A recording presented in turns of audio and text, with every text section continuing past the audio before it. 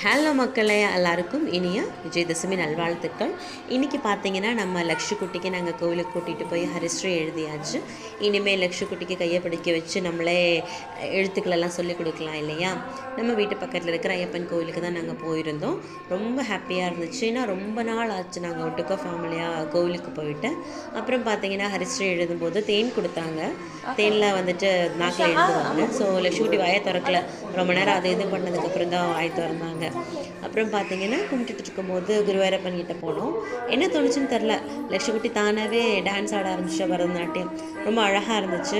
கண்டிப்பாக இந்த டான்ஸ் உங்களுக்கு பிடிக்கும், பாருங்கள். அப்புறம் பார்த்தீங்கன்னா கோவிலில் பிரசாதம் கொடுத்தாங்க, பொங்கல் கொடுத்துருந்தாங்க. நல்லா இருந்துச்சு, சாப்பிட்டோம்.